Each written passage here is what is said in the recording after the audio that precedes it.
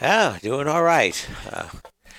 Good to be back home for me many, many years ago. Yeah, Jim Wieser, of course, has been involved in Democratic politics for many years, elected official. I think we first met in 1985 when he was the president of the Lake County Council.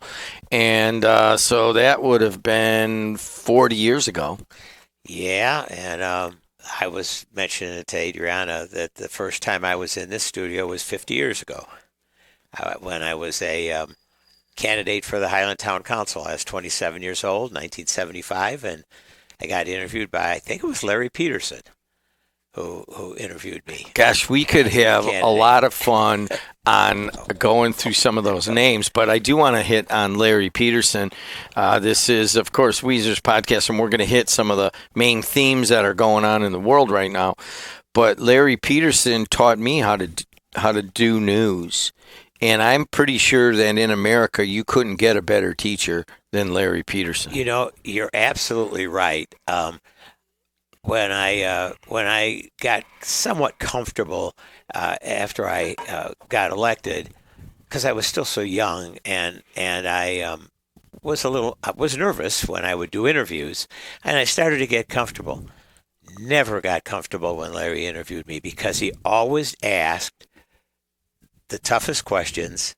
Uh, and I was on the Highland Town Council, but they were questions obviously about Highland. The toughest questions, fair questions. I mean, it wasn't mean spirited or anything. They were fair questions. They were just tough questions, and I would always just get all nerved up when they'd say, "Okay, you're going to go down and you're going to be interviewed by Larry down at WGOB." And I went, "Oh no, okay, I'll go do it."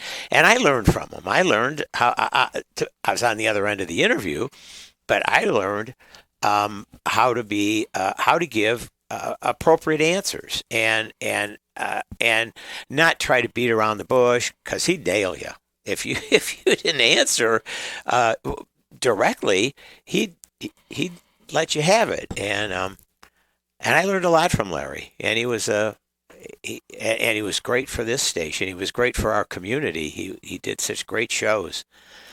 So yeah. He had the ability to, I think, in the current environment where we are here in 2026, is he it is often a very aggressive, and it is a very almost a hostile tone from the interviewer. Sometimes it gets to to a level I'm not used to. And if I learned anything from Larry, it was that you can get to that tough question better with with honey rather than a hammer. Oh yeah. Okay, and he taught me the velvet hammer theory, I guess it would be. But you don't need to speak aggressively or yell at people or yell about them when you were talking at a different time. But you can get the message across, and you can ask that very difficult Yeah. question that nobody wants by just kind of working your way into it. And that takes a while to get to and kind of is a lost art. I believe it's coming back a little bit right now. Well, I'd like to think that it is, but that's exactly what he did. And I don't mean he would set it up. Yeah, and first of all, he had an unbelievable radio voice, one of the better ones I've ever heard. Great radio voice, and he would set it up by giving some nice background, and then by setting up the issue, and then he'd ask a preliminary question or two, and then he'd get to the tough question. Um, if we had an issue in the police department, and that was something that was known, and how did you handle that? Or if you had issues with, I know my first year on the town council, our big issue was we changed from municipal garbage collection to private collection. And man, I you talk about baptism by fire. The first time we announced that, we had the people were out the door at the town hall. We've had this, and and you had to go through the whole reason analysis as to why, cost benefit analysis as to why, and he'd ask tough things like that, and you get right to it. So, I got to, be straight. There are a number of elected officials that do not want to come on with me, and some won't. And it's not because, I'm bad mouthing them or whatever. Mitch Daniels was like, dude, you are the harshest interviewer. And I'm like, Mitch, every time you come on, we talk sports, and then I get to, he goes, no, you know what you're doing. And, he'd call me Columbo. He goes, you're Columbo, just kind of like, just messing around, and then you stumble right to where it needs to go. And I'm like, I guess I learned that from Larry Peterson. You do not have to be ungentlemanly like in a all you're doing is getting information from people who are elected for the electorate. That's your job. But you don't. The best way to do that is not to go that aggressive at people. Yeah. And Mitch hated it. He goes, I like it better when they just come at me, and I know they're. But you and I are talking sports, and next thing you know, I'm in a position, and I'm in a corner, and I'm like, okay, I get it. But there's a number of local politicians that don't like that. They would, they just don't. They're not comfortable enough. And if I've been doing this 40 some years, that's what happens. Yeah, You're not one of them. No. I've always been comfortable with reporters or people in the media asking direct questions or pointed questions, challenging questions, because that's what your constituents want to hear, and they want to know what your response is. They want to know what your position is. And sometimes it was challenging, but it was good for me too. It was good for me for the feedback that I'd get, and how I'd answer the question, and if I did it appropriately, and if I did it respectfully. So yeah. I got a local story. We typically look at some of the stuff nationwide, Right. but this directly affects the Democratic Party, and I'll just read it out of the Times. By the way, I need to call Joe Pete back, Adriana, and he is going to do a story on us moving back to our roots of radio here. And you got to hear me get really angry at people because they're forgetting that we're here to get back to our 102 years of radio, and they want to put all this tech in. So that's for Adriana right there. But anyways, the top law enforcement officer in Lake County is accused of misspending nearly $300,000 on pricey hotel rooms, golf outings, restaurants, alcohol, and numerous other purchases not authorized by Indiana law. Special investigative report by the SBOA, State Board of Accounts, is asking or demands Oscar Martinez Jr., the sheriff, repay hundreds of thousands of questioned charges in hundreds and thousands of dollars worth of questioned charges. Now, the response is that Sheriff, this is from a guy you know well, John Kopak. Yeah. Sheriff Martinez understands that the work the Sheriff's Department is much more than arrests and incarcerations. It is the policy and commitment of the sheriff to overall community improvement that leads to less crime and improving police and community relations. This is not a unique dichotomy here in Lake County, and this has come up in other areas where people are spending money to get out into the community, and then, hey, that's not law enforcement, and then you have to look at each of those expenses. But I know that you're kind of involved here, and I don't know what you can say and not say, but what is your first reaction to seeing this article this morning? Well, I have reactions from a number of different perspectives. I remember what I used to think about the commissary fund when I was a county councilman, and said, why don't we have oversight on this? How is this fund sitting out there, which builds up a substantial amount of money?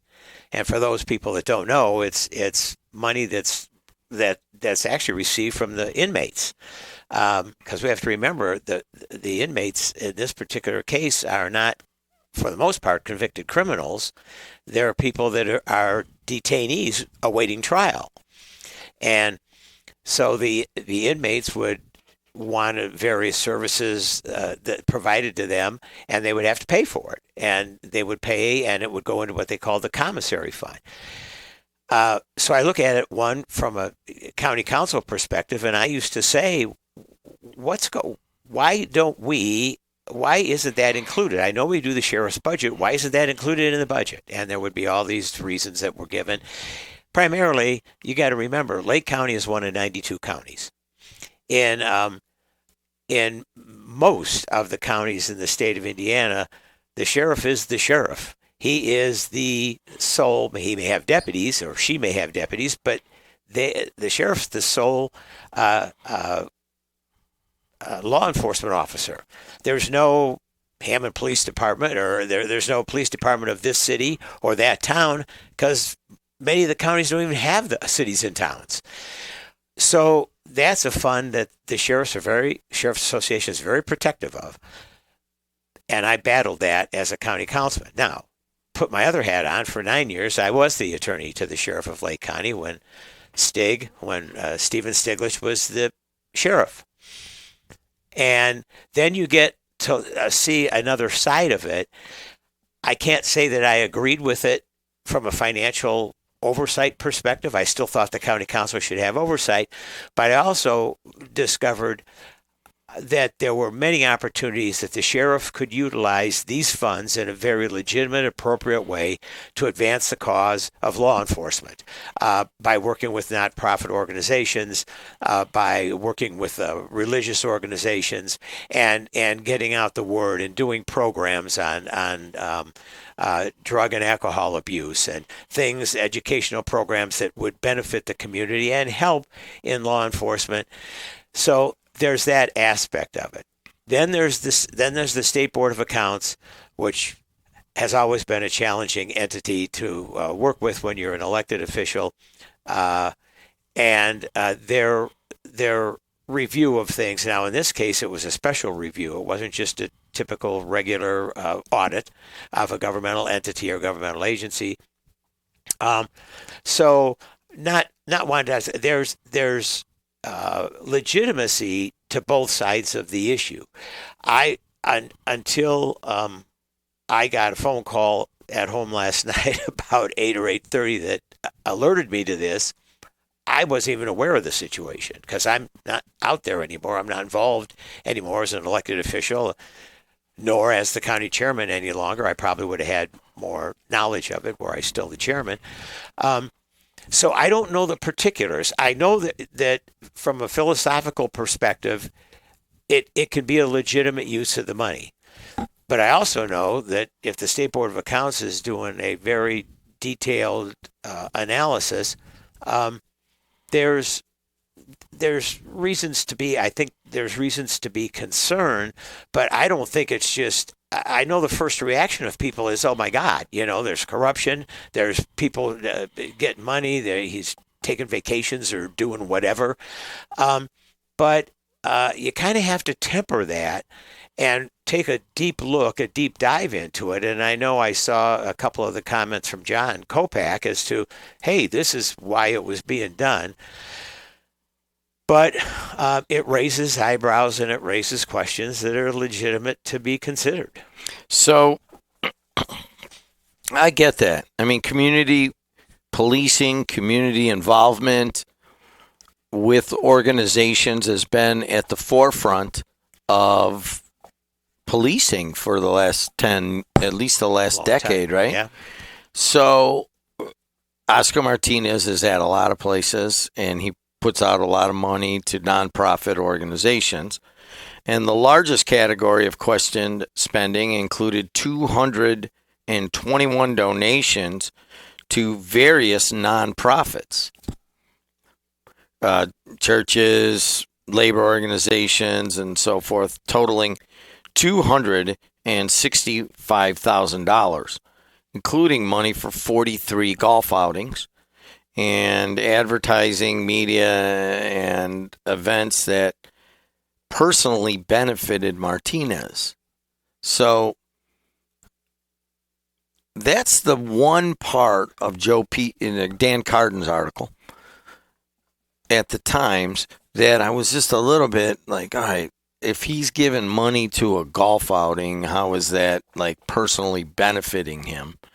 But there are other ones where he bought alcohol and stuff like that, and I think maybe you might have to reimburse the state for. So really where you're at is on a philosophical, not necessarily a legal thing right now. I'm sure it'll be sorted out. But here you and I are talking, should the sheriff, should the police chief of Munster, should the U.S. attorney, I mean, should they be involved in the community spending money in any way? I mean, that's really what you're asking here from a philosophical perspective. What's your answer when I put it like that? It's a legitimate question to be asked, and I think the value of it, and whether or not it's an appropriate and a good practice is going to be set forth in what the ultimate end use of the money was. If the end use of the money, let's say at a golf outing, and he donates to a golf outing, but the golf outing is for the Boys and Girls Club, that makes sense to me, that he does something like that, and they realize that the sheriff is concerned about that. But if it's a golf outing for a bar, candidate, a bar, if it's a golf outing for a bar. But if there is a charity attached to the golf outing, which there mostly is, right. So now you have another issue. Right, and that's what I'm thinking is ultimately probably what's going to come out of this is that a number of those, because you have to remember, the State Board of Accounts is doing an audit. Their audit is strictly financial, or should be strictly on a financial basis. Is this looking at this at the rules and regulations, because there's no state statute or the Constitution that regulates that, so that you'd be looking at regulations that have been adopted. Is this consistent with the regulations of the use of taxpayers' dollars? And if it is, okay. If it's not, then we're here to ask you to pony up the money, because we don't believe that it is. And that becomes oftentimes subjective. So it's really a much larger issue than when it just hits you. And you'll notice that it's I don't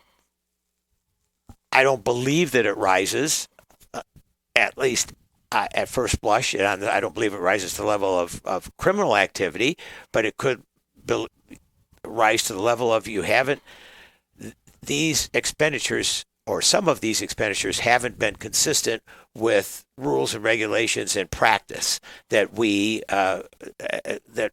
generally accepted accounting principles, which just using that as an example, and we're going to have to explore all of that and come to a final determination as to what it is that's taken place and if it's legitimate or not. Well, you said you had the key word there, subjective. And subjective and politics go hand in hand sometimes. And I was a little surprised that Mike Ripe, the commissioner of Lake County, stepped forward and was very critical of the sitting sheriff. I mean, obviously there's some well-known traditional rivalries there, and we'll just let that go. But Ripe, the president of the council, commissioners, described the sheriff's behavior as detailed in the report as egregious. And if I had a choice between who I'm going to believe, it would be the State Board of Accounts over the guy that's accused of missing $300,000, $300-some thousand. I'm surprised because, that's a kind of a presumption of guilt at one level. And it's also, it's almost like it's supposed to be a non-political thing. And it's pretty well known that, there's some politics involved with those two. What was your take on... There you go. Turn your phone off while we're doing this, will you? It is. I know, that was mine. It is. So anyways, I mean, it's fun for my morning show because people are calling in this morning, oh, it's all corrupt. And then I bring up Repay's name and his brother walks in, and it was kind of fun. But it also has a political element. It has somewhere in there, it's like, why is the State Board of Accounts going after something that's been going on for 50 years? Yeah, well, I obviously that's in the back of my mind. You can come up with all kinds of different theories, legitimate, conspiratorial, whatever they might be. But I always question issues. When I was an elected official and someone would raise an issue regarding either what we collectively did as a council, either county or town, or what I did as a particular councilman, and it involved the State Board of Accounts, that would always be my first reaction because it would always happen under a Republican administration, and you'd say, hey, this is just really fair game here, and all we have to do is just get it out there, and the average individual is going to react, and the average voter and citizen is going to say, what the heck is going on? Here we go again. And this is not inconsistent with that letter or whatever you would call it, that thing that person that worked in the auditor's office sent. You can see a pattern, and but I don't think it's beneficial to anybody to sit there and politically point fingers. Not to me. I think you can raise the issue. Is there politics involved in it? Of course there is.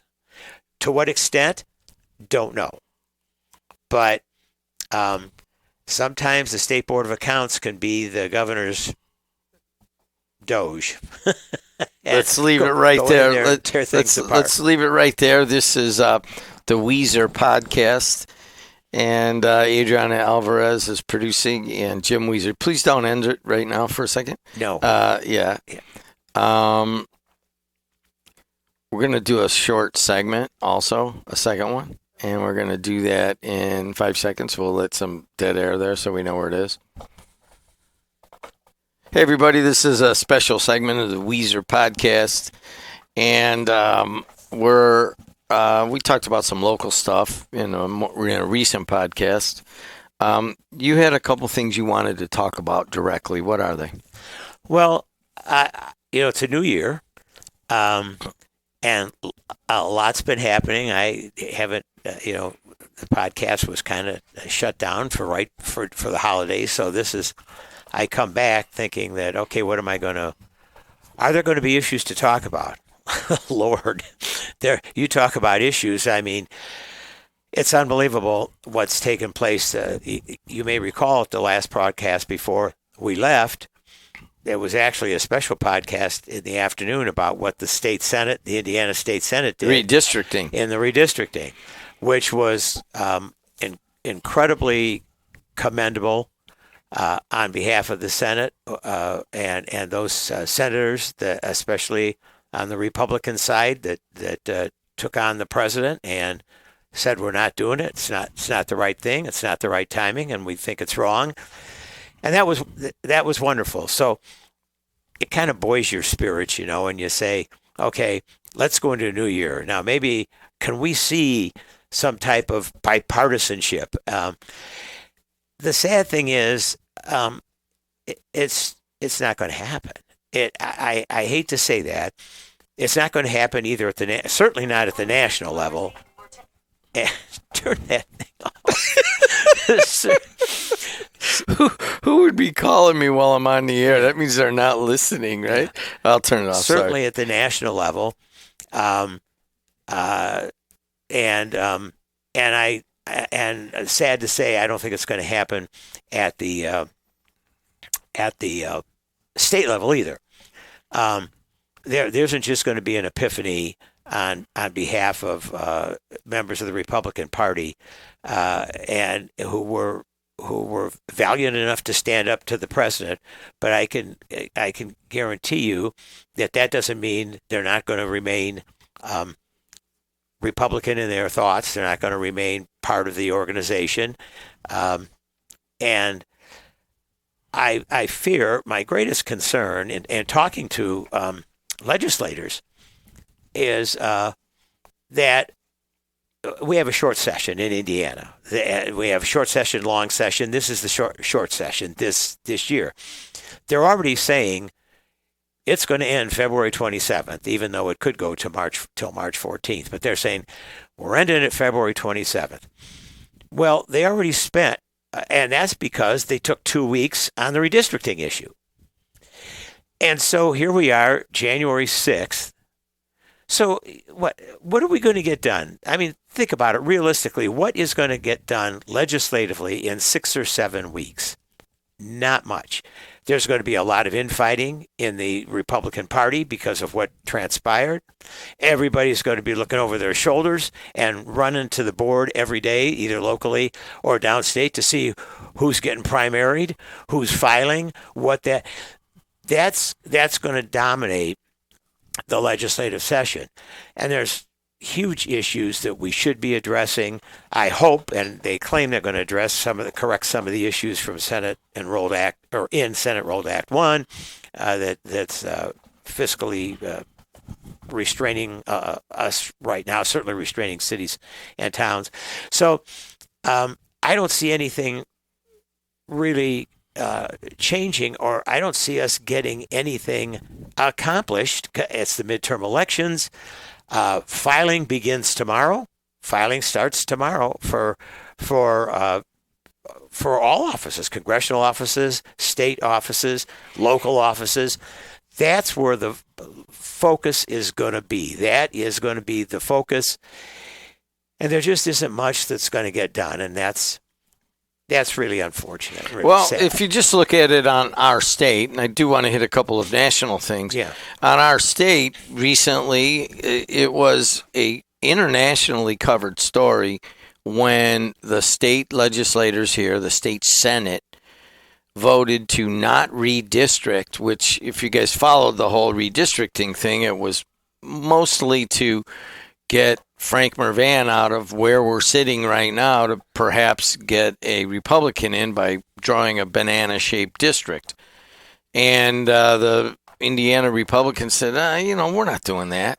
And that was a huge step, one of the first major steps against the direct control of Donald Trump, because that's what he wanted. He even sent J.D. Vance here to the state of Indiana. There were all sorts of meetings with high-level people. I mean, they really put the full-court press on. And when it was all said and done, people in Indiana, the Republicans said, no, that's okay. And that was national news because nobody says, no, that's okay to the President Donald Trump. Now, since then, there's been a reasonable amount of discord in the Republican Party that is kind of surfacing and so forth. But here in Indiana, that was a major step. And honestly, when we look back on it in 10 years, whatever happens from here, that might be the kind of thing that gets into the history books. No doubt. I mean, it was a very politically brave act.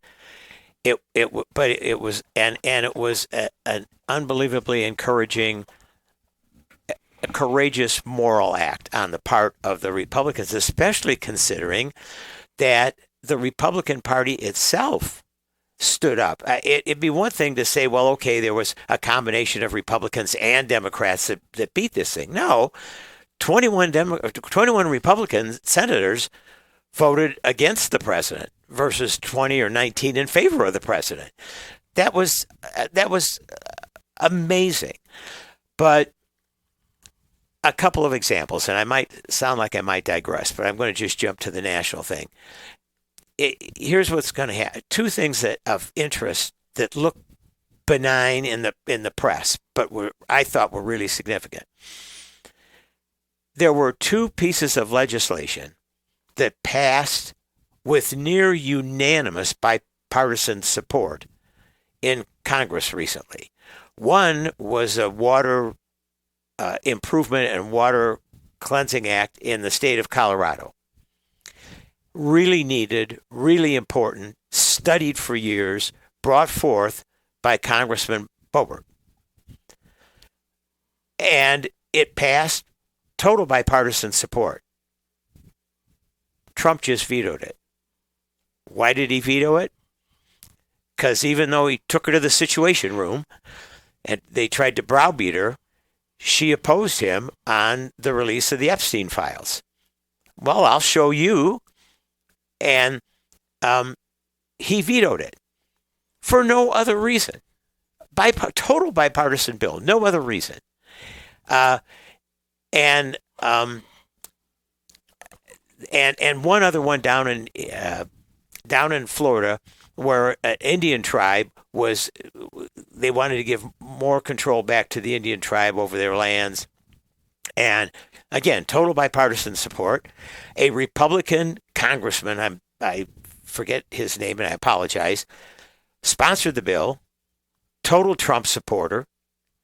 And then the Indian tribe came out and raised all kinds of heck and opposed the detention facility in Alligator Alley. And he vetoed it because of that. All the speculation is they have to just override his veto. It's the only two vetoes he cast his first year as president in his second term. And they said, well, they'll override it. No, they won't. They'll fall back. They're going to go back to their old ways. They're going to say, am I going to risk getting primaried? Am I going to risk the wrath of the president on something else? Because I want to help an Indian tribe, or I want to help Lorraine Boebert over in Colorado? No way. And they'll go back to it. And I think that's the same thing for the Indiana legislature. It's going to go back to their Republican belief and their belief in somehow, I don't know how anybody believes in how Trump does anything to improve this country or the world, but they'll go back and they'll toe the line. You think that they'll fall back into the Trump fold? Yes, for the most part. I'm not suggesting everybody will, but I'm saying the majority will. You know, that's interesting because from a branding perspective, and obviously Adriana's studying that right now, and you look at it, and if you were to look at, all right, you're an up-and-coming Republican, maybe you've got some convictions, maybe you're just kind of trying to feel your way in. You're like, well, what if this fizzles out? This MAGA thing fizzles out. Do I want to be seen now as somebody who's always kind of held their ground on principles and didn't join it necessarily? Or do I want to kind of like tiptoe my way back into it just so I can keep my job and so forth? I mean, it would be an interesting, I'm sure there are a lot of elected Republicans, especially on the younger side, that have possible upside, that they've got to make that choice. I mean, if they want to be seen as, hey, I remember interviewing Todd Young, and he wouldn't, nobody was asking him why Trump didn't endorse him in Indiana, and it was pretty obvious, but he never really answered it. And I finally said, hey, listen, are you in or are you out or how's this going? He stopped and he just said, hey, listen, I can stand on my own 2 feet. Mm-hmm. And I was like, there's branding. It was a little early. It was a couple years ago. But if people were to come out right now, I mean, a lot of folks are saying that you're entering a lame duck presidency. What's next?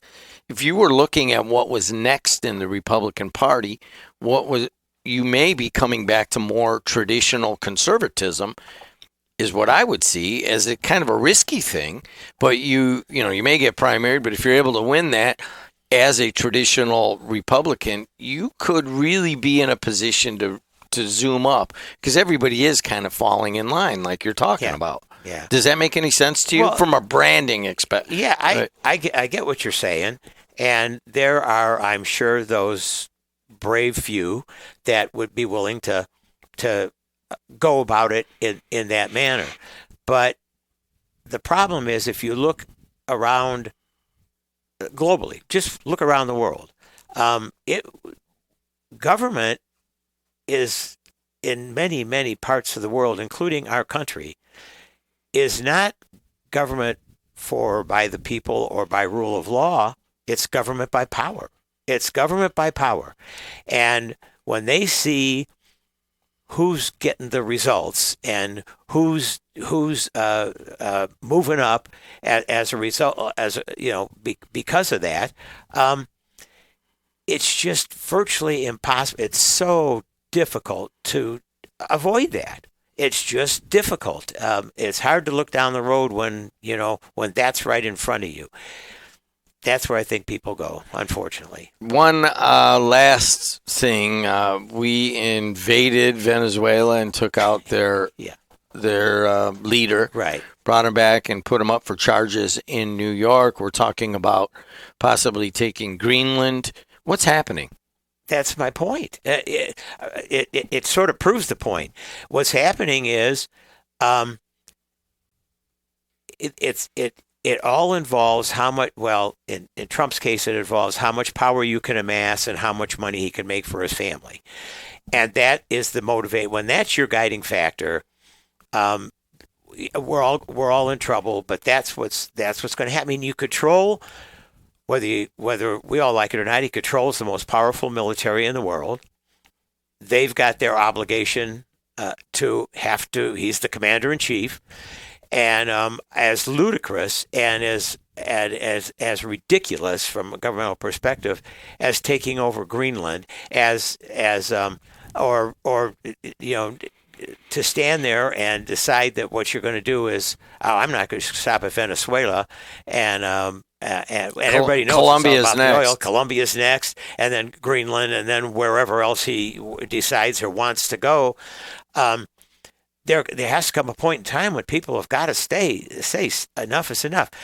And what concerns me is it's him. It's, when I say him, it's that small group of people around him, the Project 2025 people, and he's just there. He's just the source that they can use to enact what they want done. And so nobody else is consulted. The hell with Congress. Oh yeah, I guess the Constitution says they're supposed to have war powers or approval. They don't, and we don't care. And that's how he and that group does business. NATO, we don't need NATO. Forget about him. Maduro, is Maduro a bad dude? Of course he was. We all understand that, and we get it. It was a rigged election, a legitimate rigged election. Not that you can put legitimate and rigged at the same sentence, but and so there was that. And no, bad guy. I get it. Understand all that, but that's not the motivating factor. The motivating factor is, hey, we're going to get the oil. We're going to grab the oil, and we're going to work a deal with the with the companies. Heck, I already met with the companies years ago. Told them, give me $1 billion, and I'll get you your oil, and he did. And that's how government is going now. It's not those other countries that have some form of democracy or some form of citizen-based government. Look out, it's going to be gone. If the leading country in the world is caving in like we are, what's next? Let's leave it right there. He's Jim Wieser. Go to the Wieser podcast on Apple, Spotify, YouTube, wherever you get your podcast. Thanks a lot to Adriana Alvarez for producing, as always. And thanks a lot to you, Jim, for being so candid. Yeah, okay, thanks, Jim. Appreciate it. Look forward to doing all this in 2026, working with Adriana, the best producer in the business. Until next time, see you later. To sing about it. There's no love song finer, but a string I know every time we say goodbye.